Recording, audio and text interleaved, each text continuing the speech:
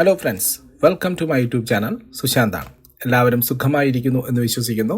IPOകൾ ഒന്നിനൊന്ന് പുറകെ വന്നുകൊണ്ടേയിരിക്കുന്നു. ഇപ്പോൾ ഇതൊരു പുതിയ IPO വീഡിയോയുമായിട്ടാണ് നിങ്ങളുടെ മുന്നിലേക്ക് വന്നിരിക്കുന്നത്. IKS ഹെൽത്ത് ഇന്ന് മുതൽ, അതായത് ഡിസംബർ 12 മുതൽ ഇത് സ്റ്റാർട്ട് ചെയ്ത് കഴിഞ്ഞു. ഡിസംബർ 16 വരെയാണ് ഇത് ഓപ്പൺ ആവുന്നത്, അല്ലെങ്കിൽ ഡിസംബർ 16 വരെയാണ് ഇത് നമുക്ക് അപ്ലൈ ചെയ്യാൻ പറ്റുന്നത്. ഈ കമ്പനിയുമായിട്ട് ബന്ധപ്പെട്ട IPO വീഡിയോ ആണിത്. അപ്പം എല്ലാവർക്കും വെൽക്കം ടു മൈ വീഡിയോ. ഈ ഒരു കമ്പനിയെക്കുറിച്ച് പറയുമ്പോൾ ഇൻവെസ്റ്റർ നോളജ് സൊല്യൂഷൻസ് എന്ന് പറയുന്നത് അല്ലെങ്കിൽ ഇൻവെസ്റ്റർ നോളജ് സൊല്യൂഷൻ, അതാണ് ഈ IKS. 2006 സ്ഥാപിതമായിട്ടുള്ളൊരു കമ്പനിയാണ്. ഇത് പ്രൊമോട്ട് ചെയ്തിരിക്കുന്നത് RJ ഫാമിലിയാണ്. ടെക്നോളജി സൊല്യൂഷൻസ്, അതായത് ഈ നമ്മൾ കുറച്ച് മുമ്പ് വന്നിരുന്നൊരു IPO ഉണ്ടായിരുന്നു, സജിലിറ്റി ഇൻഷുറൻസ് കമ്പനികളെയൊക്കെ കാറ്റർ ചെയ്യുന്ന ഒരു കമ്പനിയാണ്. ഇൻഷുറൻസ് കമ്പനികൾക്ക് വേണ്ടുന്ന ക്ലെയിമുകളും കാര്യങ്ങളൊക്കെ അവരെ ക്ലെയിം ചെയ്യാൻ സഹായിക്കുന്ന ഒരു ഫെസിലിറ്റേറ്റർ ആയിരുന്നു സജിലിറ്റി. അതേപോലെ US ഡോക്ടേഴ്സിനെയും ഈ ക്ലിനിക്കുകളെയൊക്കെ സഹായിക്കുന്ന ഒരു സർവീസ് കാറ്ററിംഗ് കമ്പനിയാണ് ഈ പറയുന്ന IKS എന്ന് പറയുന്നത്. US ഫിസിഷ്യൻസിനാണ് ഏറ്റവും കൂടുതൽ, US ഡോക്ടേഴ്സിനും ഫിസിഷ്യൻസിനുമാണ് ഏറ്റവും കൂടുതൽ ഈ സർവീസ് ഈ കമ്പനി കൊടുക്കുന്നത്. ഏകദേശം 13,500ഓളം എംപ്ലോയീസ് ഈ കമ്പനിക്കുണ്ട്. അത് ലാർജ് സ്കെയിലിൽ, അതായത് US ഹെൽത്ത് കെയർ ഇൻഡസ്ട്രി നമുക്കറിയാം വളരെ സ്ട്രോങ് ആയിട്ട് ഗ്രോ ചെയ്തുകൊണ്ടിരിക്കുന്ന ഒരു ഇൻഡസ്ട്രിയാണ്. അവരെ കാറ്റർ ചെയ്യുന്ന ഒരു ഇൻഡസ്ട്രിയാണിത്. ഏകദേശം 4.8 ട്രില്യൻ്റെ വാല്യുവേഷനാണ് ഈ ഇൻഡസ്ട്രിക്കുള്ളത്.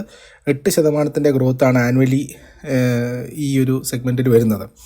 സോ ഈ ഒരു സോഫ്റ്റ്വെയർ കമ്പനികളെ പോലെ തന്നെ പറഞ്ഞു കഴിഞ്ഞാൽ ഒരു ഫിസിഷ്യൻസിനും ക്ലിനിക്കിനും ഇതിനൊക്കെ തന്നെ സർവീസ് കൊടുക്കുന്നു. അതുപോലെ തന്നെ അവർക്ക് വേണ്ടുന്ന പല ഇൻ്റഗ്രേറ്റഡ് സർവീസുകളും ഒന്നിച്ചു കൊടുക്കുന്നു. അങ്ങനെയുള്ള ഒരു ഡിഫറെൻ്റ് ആയിട്ടുള്ള ഒരു ബിസിനസ് മോഡലാണെന്ന് നമുക്ക് പറയാം.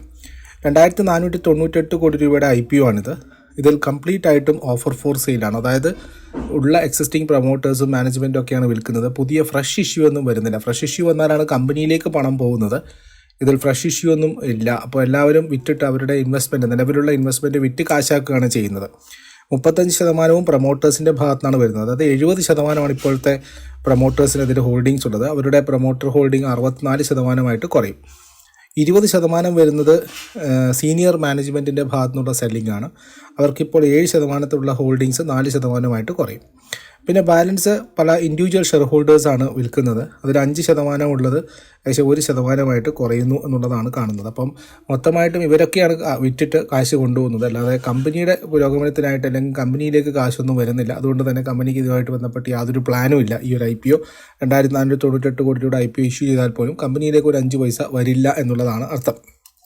ഇത് 10% മാത്രമേ റീറ്റെയിലേഴ്സിന് ബാക്കി വെച്ചിട്ടുള്ളൂ. കാരണം ഇവരുടെ ക്യാഷ് ആൻഡ് ക്യാഷ് ഈക്വലൻസ് 50% നെറ്റ്വർക്കിൽ കുറവാണ്. അതുകൊണ്ട് തന്നെ 2022-23 സാമ്പത്തിക വർഷത്തിൽ നെറ്റ്വർത്ത് കുറവായതുകൊണ്ട് തന്നെ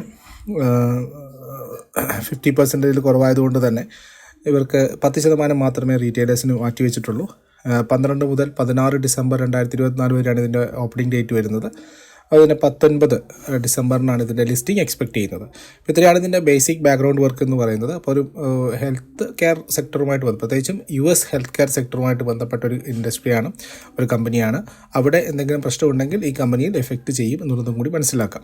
അപ്പോൾ ഇത്രയാണ് ബാക്ക്ഗ്രൗണ്ട് വർക്ക്. ഇനി മറ്റുള്ള ഫിനാൻഷ്യൽസും കാര്യങ്ങളിലേക്ക് പോകാം. അതിന് മുന്നോടിയായിട്ട് നമ്മുടെ ചാനൽ ആദ്യമായിട്ടാണ് നിങ്ങൾ കാണുന്നതെങ്കിൽ തീർച്ചയായിട്ടും ചാനൽ സബ്സ്ക്രൈബ് ചെയ്യാൻ മറക്കാതിരിക്കുക. വീഡിയോ കണ്ട് ഇഷ്ടമായിട്ടുണ്ടെങ്കിൽ നിങ്ങളുടെ അഭിപ്രായം രേഖപ്പെടുത്താൻ മറക്കാതിരിക്കുക. ലൈക്ക് ചെയ്യുക, ഷെയർ ചെയ്യുക. മറ്റുള്ളവരിലേക്ക് മാക്സിമം വീഡിയോ എത്തിക്കുന്നതിന് നിങ്ങൾ നമ്മളെ സഹായിക്കുമെന്ന് തന്നെ വിചാരിക്കട്ടെ.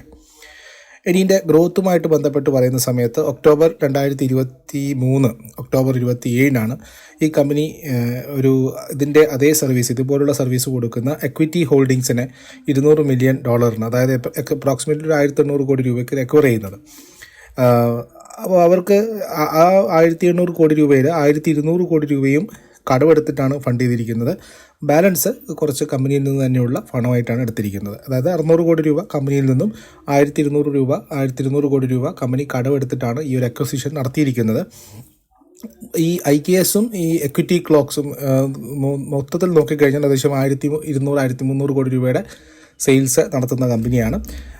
പക്ഷേ അതിനുശേഷം EBITDA മാർജിൻ നോക്കിക്കഴിഞ്ഞാൽ IKSനേക്കാൾ താഴെയാണ്.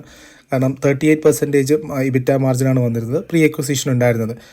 അപ്പോൾ ഇനി അങ്ങോട്ടേക്ക് 30% ഇബിറ്റ മാർജിൻ മാത്രമാണ് കമ്പനി മുന്നോട്ട് നീങ്ങുന്നത്. കമ്പനി IKS ഒറ്റയ്ക്കുണ്ടാകുന്ന സമയത്ത് 38% ഇബിറ്റ ഗ്രോത്ത് ഉണ്ടായിരുന്നു, അല്ലെങ്കിൽ ഇബിറ്റ മാർജിൻ ഉണ്ടായ സ്ഥാനത്ത് ഇപ്പോൾ അക്വിസിഷൻ വന്നതിന് ശേഷം 30% ഇബിറ്റ ഗ്രോത്താണ് ഗൈഡ് ചെയ്യുന്നത്. അതുപോലെ തന്നെ എന്താ പറയുക, ഇതിൻ്റെ മാർജിനും കുറച്ച് കുറഞ്ഞിട്ടുണ്ട്. പിന്നെ ലാർജ് ക്രോസ് സെല്ലിംഗ് ഓപ്പർച്യൂണിറ്റിയും കാര്യങ്ങളൊക്കെ ഉണ്ട്. കാരണം അവരുടെ പ്രൊഡക്റ്റുകൾ അങ്ങോട്ടും ഇങ്ങോട്ടും വിൽക്കാനും ഒക്കെ സാധിക്കുന്നുണ്ട്. അതൊരു ഏരിയ ഓഫ് ഓപ്പറേഷൻ വർദ്ധിച്ചിട്ടുണ്ട്, പക്ഷേ മാർജിനൽ ഇടിവാണ് വന്നിരിക്കുന്നത്. കമ്പനിയുടെ മൊത്തം റവന്യൂ 2024 സാമ്പത്തിക വർഷത്തിൽ മൊത്തത്തിലുള്ള റവന്യൂ നോക്കിക്കഴിഞ്ഞാൽ ഇതിൽ 5 മാസം എക്വിറ്റീനെ ഏറ്റെടുത്തതിന് ശേഷമുള്ളതായിരുന്നു. ഏകദേശം 76% വർധനവ് റവന്യൂവിൽ വന്നിട്ടുണ്ട്. അതായത് 1818 കോടി രൂപയുടെ റവന്യൂ ആണ് വന്നിരിക്കുന്നത്. 30% ഇബിറ്റ മാർജിനാണ് കമ്പനി ഏറ്റെടുത്തിരിക്കുന്നത്. അതേസമയം ഏറ്റെടുത്തതിന് ശേഷം അത് 20% നെറ്റ് മാർജിനായിട്ട് കുറഞ്ഞിട്ടുണ്ട്. അതുപോലെ തന്നെ 32% റിട്ടേൺ ഓൺ ഇക്വിറ്റി ആയിട്ട് കൂടിയിട്ടുണ്ട്. കമ്പനിയുടെ റവന്യൂ എന്ന് പറയുന്നത് US ഡോളറിലാണ് ജനറേറ്റ് ചെയ്യുന്നത്, അവിടെ സർവീസ് ഓഫർ ചെയ്യുന്നതുകൊണ്ട്. പക്ഷേ അവരുടെ എക്സ്പെൻസുകളൊക്കെ തന്നെ ഇന്ത്യൻ കറൻസിയിലാണ്, റുപ്പീസിലാണ് എക്സ്പെൻസ് ആവുന്നത്. അതുപോലെ തന്നെ കറൻസി ആർബിട്രേജ് ടെക്നോളജി പ്ലാറ്റ്ഫോം ആയതുകൊണ്ട് തന്നെ ഒരു മാർജിൻ നല്ല രീതിയിൽ എടുക്കാൻ പറ്റുന്നില്ല. 30% അടുപ്പിച്ച് മാർജിൻ ഇബിറ്റ ലെവലിൽ ഉണ്ടായിരുന്നു കമ്പനിക്ക്. റിട്ടേൺ ഓൺ ഇക്വിറ്റി ഏകദേശം 30% ഉണ്ടാകും. അതുപോലെ സിജിലിറ്റിക്കും ഏകദേശം അതുപോലെ തന്നെയായിരുന്നു. എക്വിസിഷൻസ് കാരണം ഏകദേശം ഫസ്റ്റ് ഹാഫിൽ ഈ 2024 ഫസ്റ്റ് 6 മന്ത്സിൻ്റെ റവന്യൂ ഡബിൾ ആയിട്ടുണ്ടായിരുന്നു. 1283 കോടി രൂപ ഉണ്ടായിരുന്നു. എബിറ്റ 55% ഉയർച്ച കഴിഞ്ഞ തൊട്ട് മുമ്പിലത്തെ വർഷമായിട്ട് നോക്കുമ്പോൾ സമയത്തുണ്ടായിരുന്നു. റവന്യൂ പിന്നീട് അത് 8% കൂടുന്നു, 1187 കോടി രൂപ. അതായത് അടുത്ത സെക്കൻഡ് ഹാഫിൽ 8% ഗ്രോത്താണ് റവന്യൂവിൽ വന്നത്. ഇബിറ്റയും 24% ജമ്പ് ഉണ്ടായിരുന്നു. 288 കോടി രൂപയിൽ നിന്നും 359 കോടി രൂപയായിട്ട് മാറുന്നു. അപ്പോൾ ഇബിറ്റ മാർജിൻ 24% നിന്നും 28% കൂടിയിട്ടുണ്ടായിരുന്നു കഴിഞ്ഞ വർഷത്തെ പെർഫോമൻസ് നോക്കുന്ന സമയത്ത്. ഇനി ഡെറ്റ് ഫ്രീ ആയിട്ട് ഡെറ്റും കാര്യങ്ങളൊക്കെ നോക്കുന്ന സമയത്ത്,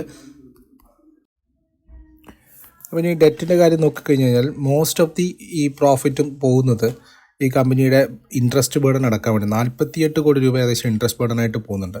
ഇത് വലിയ രീതിയിലുള്ള മാർജിൻ പ്രഷർ കമ്പനിയിലേക്ക് കൊണ്ടുവരും. മാർജിൻ പ്രഷർ എന്ന് വെച്ചാൽ ഉണ്ടാകുന്ന പ്രോഫിറ്റ് മൊത്തമായിട്ട് ഇൻട്രസ്റ്റ് അടച്ച് തീർക്കുന്ന അവസ്ഥയിലാണ് വന്നിരിക്കുന്നത്. ഈ 2025 ഫസ്റ്റ് ഹാഫ് എന്ന് പറയുന്നത് പ്രോഫിറ്റ് ഫ്ലാറ്റ് ആയിരുന്നു. ഇയർ ഓൺ ഇയർ നോക്കുക 209 കോടി രൂപയുടെ പാറ്റേൺ ഉണ്ടായിരുന്നത്. ഈവൻ സീക്വൻഷ്യലി നോക്കുകയാണെങ്കിൽ 26% വർധനവ് ഉണ്ടായിട്ടുണ്ട്. 165 കോടി രൂപയായിരുന്നു സെക്കൻഡ് ഹാഫിൽ ഉണ്ടായിരുന്നത്. അതേസമയം 2024 സെക്കൻഡ് ഹാഫിൽ 165 കോടി രൂപ ഉണ്ടായിരുന്ന പ്രോഫിറ്റാണ് 2025 ഫസ്റ്റ് ഹാഫിൽ 209 കോടി രൂപയായിട്ട് മാറിയിരിക്കുന്നത്.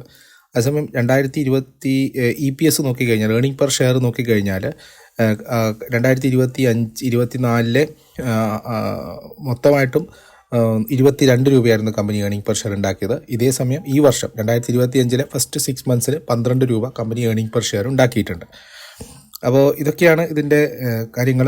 കഴിഞ്ഞ 12 മാസത്തെ കാര്യം നോക്കുന്ന സമയത്ത് ഡെറ്റ് നല്ല കാര്യമായിട്ട് കുറഞ്ഞിട്ടുണ്ട്. 800 കോടി രൂപ ആയിട്ട് കുറഞ്ഞിട്ടുണ്ട്. അത് ഒരുപാട് ഇൻട്രസ്റ്റ് ഔട്ട് ഗോ കുറയാൻ കാരണമായിട്ടുണ്ട്. കഴിഞ്ഞ 10-15 മാസമായിട്ട് കമ്പനി ഹെവി ആയിട്ട് ഡെറ്റ് റീപേ നടത്തിയതായിട്ട് കാണുന്നു.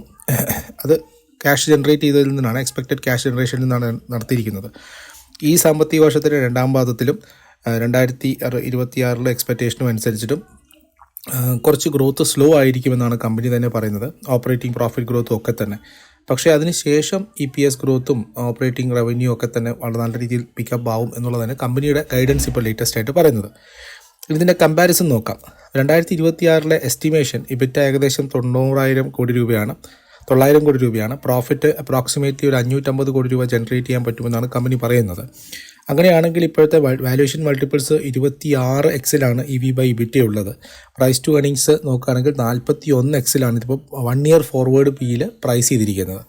ഇതിൻ്റെ ക്ലോസ് ഒരു പിയർ ആയിട്ടുള്ളത് നമുക്ക് സിജിലിറ്റി മാർജിൻ തന്നെയാണ്. സിജിലിറ്റി മാർജിൻ 14% ആയിരുന്നു നെറ്റ് മാർജിൻ വരുന്നത്.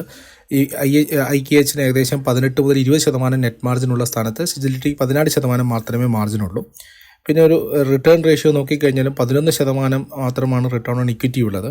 പക്ഷേ അതേസമയം IKSൻ്റെ റിട്ടേൺ ഓൺ ഇക്വിറ്റി 30% മുകളിലാണ്.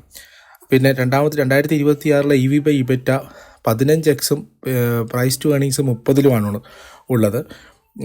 അങ്ങനെ നോക്കുന്ന സമയത്ത് IKS പ്രൈസ് ചെയ്തിരിക്കുന്നത് വളരെ ഫെയർലി പ്രൈസ്ഡ് ആണെന്ന് പറയാം. അപ്പോൾ പ്രീ IPO നോക്കിക്കഴിഞ്ഞാൽ 2024 ഡിസംബറിൽ ഡിസംബറിലെ ആദ്യ സമയങ്ങളിൽ പ്രൊമോട്ടർ ഏകദേശം ഒരു 5.2% ഇക്വിറ്റി ഷെയർ സെല്ല് ചെയ്തതായിട്ട് കാണുന്നു. ഏകദേശം 1329 രൂപ പെർ ഷെയറിനാണ് സെല്ല് ചെയ്തിരിക്കുന്നത്. അപ്രോക്സിമേറ്റ്ലി ഒരു 1200 കോടി രൂപ ഇതുവഴി അവർ സെല്ല് ചെയ്തതായിട്ട് കാണുന്നുണ്ട്. ഇൻസ്റ്റിറ്റ്യൂഷണൽ ഇൻവെസ്റ്റേഴ്സാണ് ബൈ ചെയ്തിരിക്കുന്നത്. ഇൻക്ലൂഡിങ് ഒരു 11% ഡയലൂഷനാണ് IPOയിലും വരുന്നത്. ഈ പോസ്റ്റ് ലിസ്റ്റിംഗ് പബ്ലിക് ഫ്ലോട്ട് വളരെ ലോ ആയിരിക്കും. 16% മാത്രമേ ഷെയർസ് ജനറൽ പബ്ലിക്കിൻ്റെ അടുത്തുള്ളൂ. അതുപോലെ തന്നെ non institutional public float will be ഒരു ബാർലി ഒരു 2.7% മാത്രമാണ് ഇൻസ്റ്റിറ്റ്യൂഷണൽ ഫ്ലോട്ടിംഗ് ഉണ്ടാവുള്ളൂ. അങ്ങനെ നോക്കുന്ന സമയത്ത് ഹോൾഡിംഗ് കമ്പനി വാല്യൂഷൻസ് ഒരു പ്രീമിയം ലെവലിലാണെന്ന് പറയേണ്ടി വരും. അപ്പോൾ ഇതൊക്കെ നോക്കുന്ന സമയത്ത് ഒരു കൺക്ലൂഷൻ എന്ന് പറയുന്നത് കമ്പനിയുടെ ഫണ്ടമെൻ്റൽസ് ഒരു ലോങ് ടേം ഗ്രോത്ത് പ്രോസ്പെക്ട്സിൽ നോക്കുകയാണെങ്കിൽ മുന്നേറാം. നല്ല മാർജിൻ ഉണ്ട്, സ്ട്രോങ് ക്യാഷ് ജനറേഷൻ ഉണ്ട്, അട്രാക്റ്റീവ്ലി പ്രൈസ്ഡ് ആണ്. പക്ഷേ IPO ഒരു ഫുള്ളി പ്രൈസ്ഡ് ആണ്. വലിയൊരു ഷോർട്ട് ഗെയിനൊന്നും നമ്മൾ എക്സ്പെക്റ്റ് ചെയ്യുന്നില്ല, ഷോർട്ട് ടേമിലൊന്നും എക്സ്പെക്റ്റ് ചെയ്യുന്നില്ല. പക്ഷെ നമുക്കൊരു വേണമെങ്കിൽ ലോങ് ടേം ഗ്രോത്ത് ആയിട്ട് അല്ലെങ്കിൽ ലോങ് ടേം പോർട്ട്ഫോളിയോയിലേക്ക് ആഡ് ചെയ്യാൻ പറ്റിയൊരു സ്റ്റോക്കായിട്ടാണ് എനിക്ക് തോന്നുന്നത്. സോ ഇപ്പോൾ IPO അപ്ലൈ ചെയ്താലും കിട്ടിയാലും ലിസ്റ്റിംഗ് ഗെയിനും വലിയ ഷോർട്ട് ടേമിൽ വലിയൊരു ജമ്പൊന്നും ഞാൻ എക്സ്പെക്റ്റ് ചെയ്യുന്നില്ല. പക്ഷേ പോർട്ട്ഫോളിയോയിൽ ഹോൾഡ് ചെയ്യാൻ പറ്റുന്ന ഒരു സ്റ്റോക്കായിട്ടാണ്, വലിയ ലോങ് ടൈമിലേക്ക് നമുക്ക് ഹോൾഡ് ചെയ്യാൻ പറ്റുന്ന ഒരു സ്റ്റോക്കായിട്ടാണ് ചെയ്യുന്നത്. ആ ഒരു വ്യൂ ഉള്ളവർ മാത്രം അപ്ലൈ ചെയ്യുക എന്നുള്ളൊരു കണ്ടീഷനിലാണ് ഞാൻ ഈ ഒരു IPO റെക്കമെൻഡ് ചെയ്യുന്നത്. So IKS health investors knowledge solutions എന്ന് പറയുന്ന IKS എന്ന് പറയുന്ന IPO ലോങ് ടേം പ്രോസ്പെക്ട്സിലുള്ളവർക്ക് വാങ്ങാം. വലിയ ലിസ്റ്റിംഗ് കയ്യിലും കാര്യങ്ങളൊന്നും എക്സ്പെക്ട് ചെയ്തുകൊണ്ട് വാങ്ങരുത്, ഷോർട്ട് ടേമിലും എക്സ്പെക്ട് ചെയ്യരുത് എന്നുള്ളതാണ് ഉദ്ദേശം. ബിസിനസ് മോഡൽ കുറച്ച് മോശമില്ല, നല്ല ബിസിനസ്സാണ്, നല്ല റിട്ടേണും കാര്യങ്ങളൊക്കെയുണ്ട്.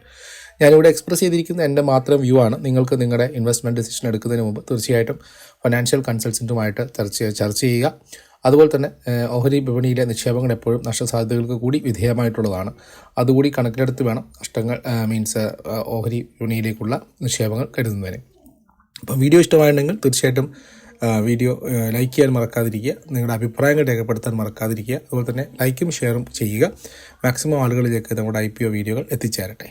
മറ്റൊരു വീഡിയോ ആയിട്ട് കാണുന്നവരെ എല്ലാവർക്കും നന്ദി, നമസ്കാരം. താങ്ക്